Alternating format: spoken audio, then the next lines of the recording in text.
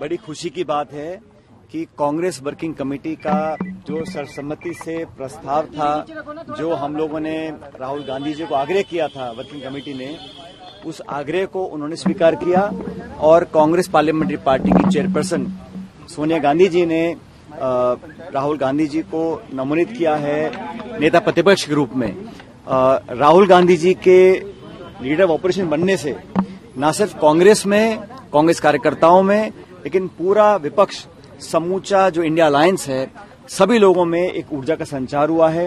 राहुल गांधी जी ने लगातार इस सरकार को चुनौती दी है, पारदर्शिता की लड़ाई लड़ी है, लोगों की आवाज बनने का काम किया है, संसद के अंदर और संसद के बाहर। आज जब वो नेता प्रतिपक्ष बने हैं तो उससे विपक्ष की उम्मीदें और बढ़ी हैं, लोगों के अंदर विश्वास पैदा हुआ है और लाखों करोड़ों लोग जिन्होंने लोकतंत्र को जीवित रखने के लिए, संविधान को सुरक्षित रखने के लिए इंडिया अलायंस को वोट डाला था, उन लोगों को आज उम्मीद बनी है कि सदन के अंदर मुस्तैदी से, मजबूती से और सच की लड़ाई लड़ने का काम राहुल गांधी जी करेंगे। उनका नेता विपक्ष बनने पर मैं उनको, उनकी मैं समझता हूं जो आने वाली भूमिका होगी उस पर सब लोग नजर बनाए हुए हैं और पूरा देश आज उम्मीद करता है कि हम सब की बात को रखने का वो काम करेंगे। राहुल गांधी जी के नेता प्रतिपक्ष बनने से न सिर्फ कांग्रेस को ताकत मिलेगी, लेकिन उस सोच को ताकत मिलेगी जो सोच इस देश में अमन, चैन, प्यार, भाईचारा और संविधान को सुरक्षित बनाने का काम करना चाहती है। सरकार का जो रवैया रहा, मैं मानता हूं कि वो सही नहीं था। अभी इस पे अंतिम निर्णय नहीं हो पाया है कि आगे क्या होगा, लेकिन परंपरा ये होती है कि अगर स्पीकर बिना चुनाव के चुना जाता है तो डिप्टी स्पीकर का पद विपक्ष को दिया जाता है। जब यूपीए की सरकार थी तब डिप्टी स्पीकर हमेशा विपक्ष के पास था। मुझे पता नहीं है कि इसमें अंतिम क्या निर्णय लिया गया है, लेकिन स्वच्छ परंपरा ये रही है, जब यूपीए के कार्यकाल था तो स्पीकर सत्ता पक्ष का था और डिप्टी स्पीकर विपक्ष का था। लेकिन इस सरकार का जो गठन हुआ है ये एक मिलीजुली सरकार है और किसी भी दल को पूर्ण बहुमत नहीं मिला। और भाजपा जब चुनाव में गई थी तो 303 सांसद उनके थे, आज वो 240 पे हैं, तो लगभग 65 सांसद बीजेपी के कम हुए हैं। कांग्रेस पार्टी के 55 सांसद थे, 54 सांसद थे, आज 102 सांसद हैं, तो हमारा संख्याबल दुगना हुआ है। तो हमने जो बात रखी जनता के सामने, जो मैनिफेस्टो बनाया, जिन मुद्दों को लेकर हमने चुनाव लड़ने का काम किया, उन सिद्धांतों को, उन मुद्दों को, उन इश्यूज को, मैनिफेस्टो को हमारे को जनता ने पसंद किया। ये बात सही है कि सरकार दोबारा एनडीए की बनी है, लेकिन भविष्य में क्या होगा मैं नहीं जानता हूं। दो बड़े सहयोगियों के साथ सरकार का निर्माण हुआ है, संभावनाएं आगे क्या बनती हैं कहना मुश्किल होगा, लेकिन मैं इतना चाहता हूं कि नए स्पीकर जो बने हैं राजस्थान से, हमारे ओम बिरला जी, वो दूसरी बार स्पीकर बने हैं लोकसभा के। मैं उम्मीद करता हूं कि वो, जैसा राहुल गांधी जी ने कहा, कि वो निष्पक्षता से काम करेंगे और स्पीकर होने का जो दायित्व होता है उसका मतलब होता है कि प्रत्येक दल को, प्रत्येक सदस्य को बराबरी का मौका मिले और विपक्ष को अपनी बात रखने का पूरा जो उनका दायित्व है उसको पूरा करने का उनको अवसर प्रदान करें। मैं उम्मीद करता हूं कि उनका कार्यकाल कामयाब रहेगा, लेकिन विपक्ष को, खासकर उन लोगों को जो अपनी बात रखना चाहते हैं सदन के अंदर, वो खुलापन उनको महसूस होगा ओम बिरला जी के कार्यकाल में। आज देश में जो सबसे बड़ा मुद्दा चल रहा है वो नीट की परीक्षा का मामला है और आप सब जानते हैं कि इस परीक्षा के विवादित होने के कारण लाखों करोड़ों लोगों को, खासकर नौजवानों को बहुत बड़ा सदमा लगा है और नौजवानों के अंदर जो विश्वास है प्रक्रिया पर, परीक्षा की प्रणाली पर, उस पर बहुत बड़ा सवाल खड़ा हो गया है। और केंद्र सरकार ने जिस तरह शुरू में एक अड़ियल रवैया अपनाया था और बात को मानने से इनकार किया था, अंत में उनको गलती स्वीकार करनी पड़ी, लेकिन अभी तक इस पर जिम्मेदारी तय नहीं की गई है। इस तरह का विश्वासघात, इस तरह का लीपापोती कर कर बचाव करना, ये मैं समझता हूँ शोभा नहीं देता। और नीट वाला इशू है, बाकी जो परीक्षा कैंसिल करी गई है, लगातार लोगों में भ्रम फैल रहा है कि हमारा भविष्य सुरक्षित नहीं है। और इस देश में आज रिकॉर्ड अनएम्प्लॉयमेंट है। आजाद भारत के इतिहास में सबसे ज्यादा अगर आज कहीं बेरोजगारी है, शिक्षित बेरोजगारी है, तो आज के समय पर है। उसका समाधान ढूंढने के लिए सरकार को काम करना चाहिए था। ये वो सरकार है चुनाव लड़ने से पहले अपने 100 दिन की योजना बना रही थी और ये इतना ओवर कॉन्फिडेंस में काम कर रहे थे, लेकिन जो सबसे महत्वपूर्ण हमारे समाज का हिस्सा है, नौजवान वर्ग है, उनके साथ उन्होंने एक तरह से विश्वासघात किया है। तो इस पर उन्हें पूरी कार्रवाई करनी चाहिए और संकोच नहीं करना चाहिए। कोई कितना बड़ा व्यक्ति भी हो, लेकिन इसकी तह तक पहुंचकर जो लोग इसलिए जिम्मेदार हैं उस पर कार्रवाई करनी चाहिए और लोगों को आश्वस्त करना चाहिए। मुझे लगता है कि सदन के अंदर न सिर्फ राहुल गांधी जी लेकिन समूचा विपक्ष इस बात को उठाएगा। और ये बात पॉलिटिकल नहीं है, क्योंकि इतने बड़े पैमाने पर इतना बड़ा घपला पहली बार हुआ है और अलग अलग तथ्य सामने आ रहे हैं। जांच के बाद और तथ्य सामने आएंगे, लेकिन सरकार को इस पर पूरी ओवरसाइट रखनी चाहिए और समय समय पर जनता को सूचित करना चाहिए कि उन्होंने क्या कार्रवाई करी है। जहां गलती उसको स्वीकार करना चाहिए। और ये बहुत बड़ा मैं समझता हूं सरकार से लैप्स हुआ है। जिस तरह नीट की परीक्षा का जो प्रकरण सामने आया है और बाकी जो परीक्षाओं को कैंसिल किया जा रहा है, उस बात का प्रतीक है कि कहीं न कहीं सिस्टमैटिक फेलियर है। 10 साल से सरकार सत्ता में रही और बहुत सारे आपने स्लोगन्स दिए, भाषण दिए और युवाओं के नाम पर वोट भी लिया। आप परीक्षा पे चर्चा, चाय पे चर्चा, एग्जाम पर चर्चा, लेकिन जो विश्वसनीयता थी उसको का चूक हुई है।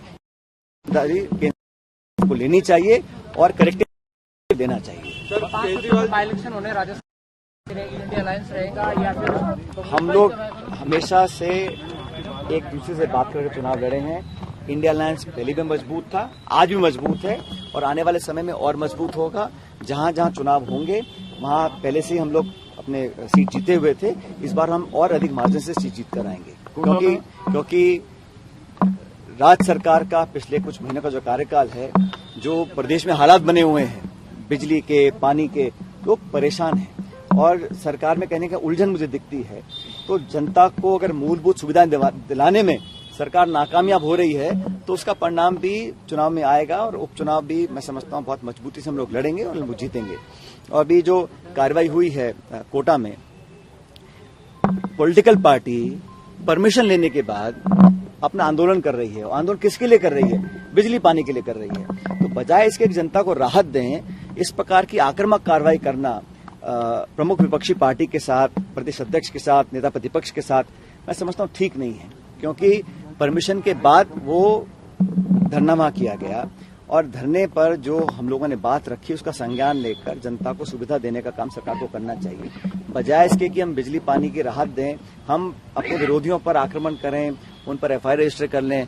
तो ये राजस्थान में इस प्रकार का माहौल पहले कभी हुआ नहीं है और होना भी नहीं चाहिए और ये ठीक नहीं है। और मुझे लगता है कि इस पे कहीं ना कहीं सरकार का जो काम करने का तरीका है वो भी सवाल निशान में आके खड़ा होता है। सर, ये निर्वाचन है जो डीएनए की जांच की बात की राजकुमार नेताओं में टीस दिखी। पिछली बार जो 150 सांसद एक साथ निलंबित किए गए, एक पक्षीय विधेयक पारित कराए गए, तो आज सदन में कहा गया ना, जब स्पीकर महोदय के निर्वाचन पर बधाई दी जा रही थी तो कहा गया कि पिछली लोकसभा में जब 147 सांसदों को एक दिन में निलंबित किया गया, वो इतिहास के लिए काला दिवस था। तो हम लोग तो संविधान को, लोकतांत्रिक परंपराओं को, पार्लियामेंट्री जो प्रोसीजर्स हैं उसको हमेशा सबसे ऊपर रखते हैं। और जैसे मैंने कहा, मैं उम्मीद करता हूं कि इस वाले कार्यकाल में उस प्रकार की घटनाएं नहीं होंगी, सबको बोलने का मौका दिया जाएगा। और विपक्ष का संख्या बल जो आज है वो पिछले लोकसभा से बहुत ज्यादा है। मतलब बहुत सारे लोगों ने इंडिया अलायंस को वोट डाला है और सत्ता पक्ष में विपक्ष में कोई बहुत ज्यादा गैप नहीं है। इसलिए मनमानी तरीके से काम करना, एक तरफा कार्रवाई करना, मनमानी अपनी जबरदस्ती करना, उस प्रकार की कार्रवाई मैं समझता हूं सरकार नहीं कर पाएगी। उसका ध्यान भी मुझे लगता है स्पीकर को रखना चाहिए। केजरीवाल जी को सीबीआई ने वापस से अरेस्ट किया है और 5 दिन का रिमांड दिया। देखिए, मैं कह रहा हूं ये तो कोर्ट की कार्रवाई है, लेकिन सब समझ रहे हैं कि पिछली सरकार के कार्यकाल में जो दमनकारी नीतियां अपनाई थी उसमें एजेंसी का दुरुपयोग किया गया था और शायद ही कोई भारत सरकार की एजेंसी थी जिसका दुरुपयोग नहीं किया गया।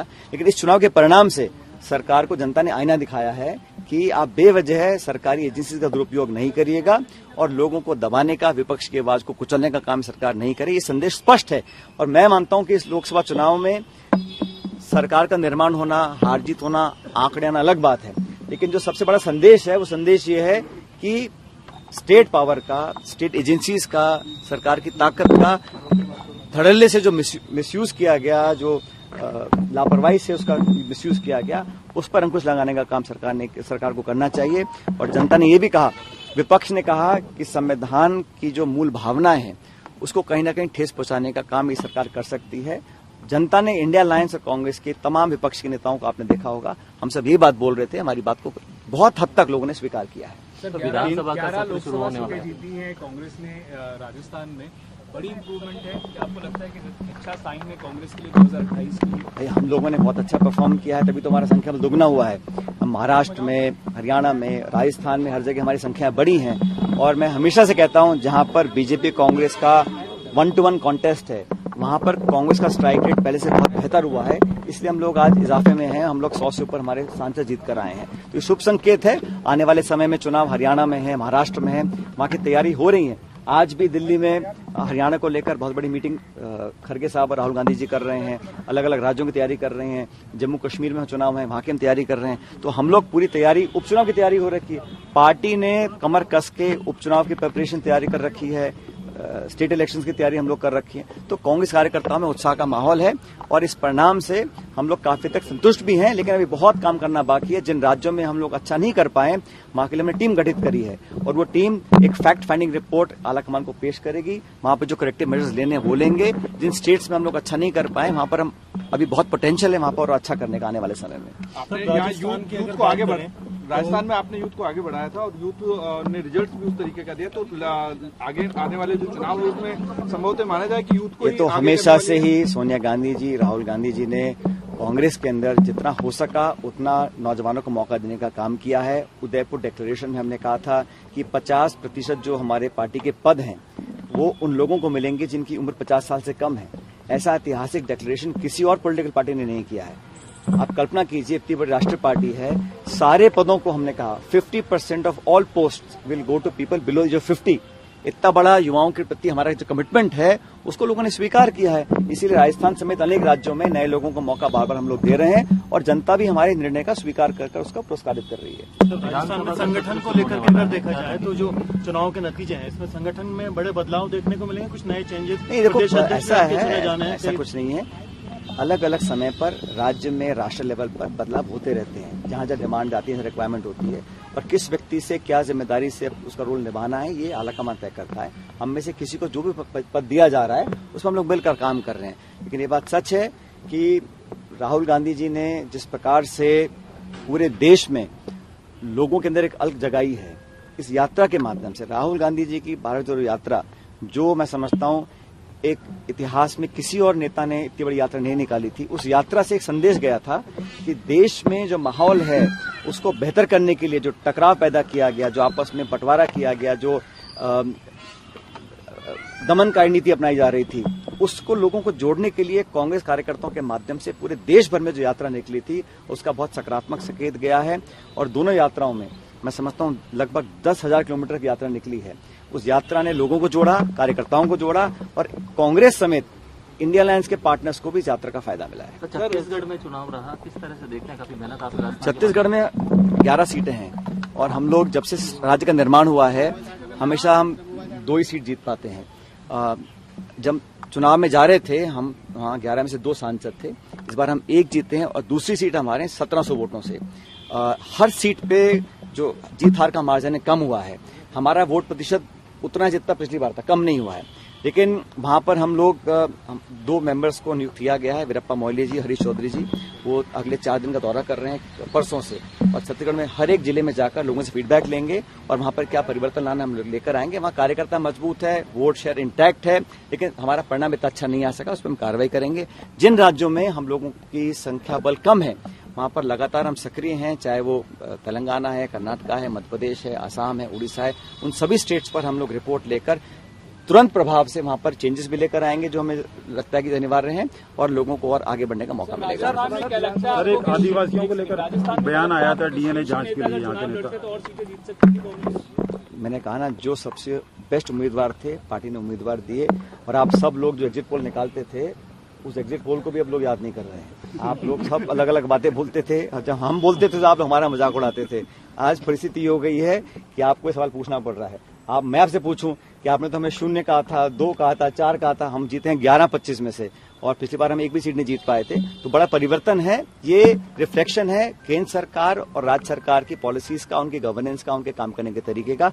और कांग्रेस में हमारे उम्मीदवारों का चयन हमारा कैंपेन स्ट्रेटेजी, हमारा नैरेटिव, हमारा मैनिफेस्टो और सब नेताओं का जो सामूहिक योगदान रहा, उसके कारण हम लोग 11 सीटों पर भाजपा को हरा पाए। सर सदन में कल आदिवासियों को लेकर बयान आया था से चुनाव लड़ रही है, किस तरह से ये पूरा इंडिकेशन होगा पूरे देश के लिए? वायनाड के लोग, वायनाड के कार्यकर्ता, केरला, पूरे देश भर के लोग आज प्रफुल्लित हैं कि प्रियंका गांधी जी, जिन्होंने हर चुनाव में, खासकर इस लोकसभा चुनाव में कमर तोड़ मेहनत करी है, हर एक राज्य में वो गई हैं और उनकी मेहनत, उनका परिश्रम का फल है कि कांग्रेस पार्टी को बहुत इजाफा मिला है।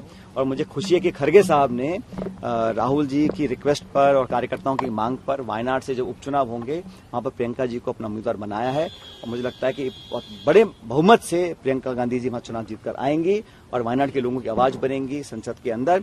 और प्रियंका गांधी जी ने जो मेहनत करी है और जो जवाब दिया है सत्ता पक्ष के हमलों का, वो मैं समझता हूँ अपने आप में ही लोगों के अंदर बहुत बड़ा जोश भरता है और कार्यकर्ताओं को ताकत मिलती है। सर सदन में कल सांसदों ने शपथ ली, लेकिन ओवैसी जी ने लास्ट में बोला जय फिलिस्तीन, उसको लेकर के किस तरीके से देखिए? स्पीकर साहब करेंगे कार्रवाई जो करनी है। सर आदिवासियों को लेकर जो बयान दिया था उसमें राजकुमार राउत ने कहा है कि हम डीएनए लेकर आएंगे और विधानसभा में भी लेकर आएंगे।